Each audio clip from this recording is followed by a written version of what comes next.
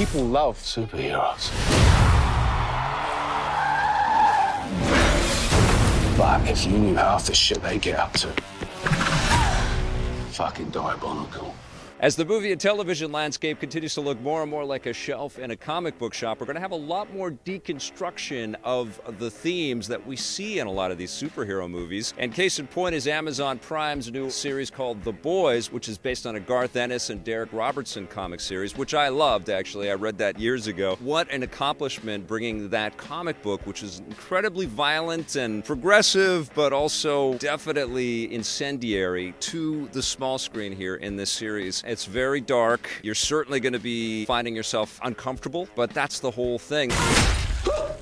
I would say that the show is kind of anchored by Carl Urban's performance as Billy Butcher, who's got a real chip on his shoulder against the superheroes. Pardon my French, fuck those fuckers. Some heinous things have happened in his background that have really kind of laser-focused his hatred on superheroes. One of them in particular is the Homelander, played by Anthony Starr, who is, I think, a major standout in this show. The Homelander is kind of a hybrid between Captain America and Superman. He's too good to be true, and that is absolutely the case here. And Anthony Starr, who's a New Zealand actor who looks familiar, but you're like, I don't know if I've ever seen this guy before. He just embodies this role perfectly. He completely has the all-Americanness down. Sounds like the American thing to do! He's this hero with unbelievable abilities. He can fly, he's got laser vision, he's got superhuman strength, he can do anything. And he's got a real distaste for the lowlifes, the mud people, he calls them at one point in the show. So he's got this incredible dichotomy of this valiant hero with his hands on his hips and a big smile in one shot, and in the next shot he's like cussing them out. And incredibly dark, and just this really twisted take on what would happen if we saw a virtuous hero like Superman just turn on us. I can do whatever the fuck I want. There's A-Train, who's kind of like the Flash, and he actually, in the very first episode, he does something horrific to Huey, played by Jack Quaid. And then he sees this superhero and the facade of it all kind of come crumbling down. My deepest condolences to Robin's family.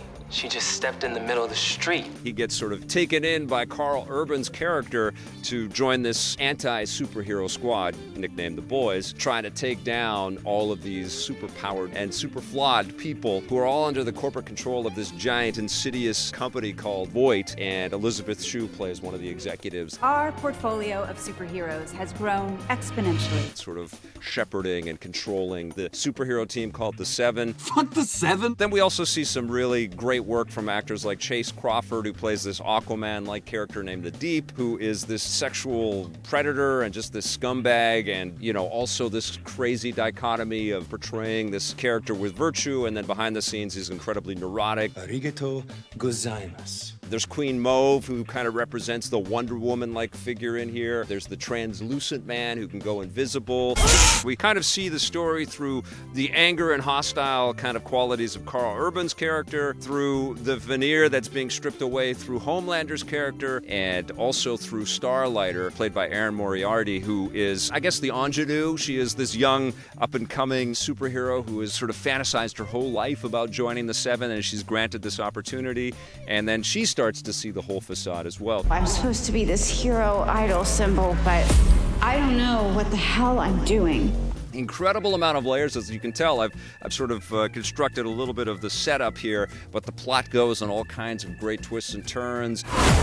This is about worshiping superheroes and what can go wrong in that reality. And that kind of plays into the idea of worshiping superhero movies as well. We get so caught up in it, and sometimes we forgive rather than really dig in there and criticize. And I'm certainly guilty of that myself. I've been sort of enamored and blown away by the idea that we have all of this choice with superhero projects out there. So many crazy things about what you just said. And The Boys is acutely aware of that. I think that it's a bit cynical, but it's also incredibly intelligent. And there are some shocks. There are some super heavy, gruesome moments and just terrifying, dark and sad moments as well. None of it really works, though, if you don't have the right group of actors that are fully committed to their roles, and you see them sort of reveling in the deliciousness of the dialogue that they have and the moments that they have. Who's up for that? I liked every performance. Every actor is great. You legitimately start to care for these, larger-than-life characters, whether they're human beings or whether they're superheroes / supervillains. You legitimately start to see the intelligent craftsmanship of how they've all been assembled and the reasons why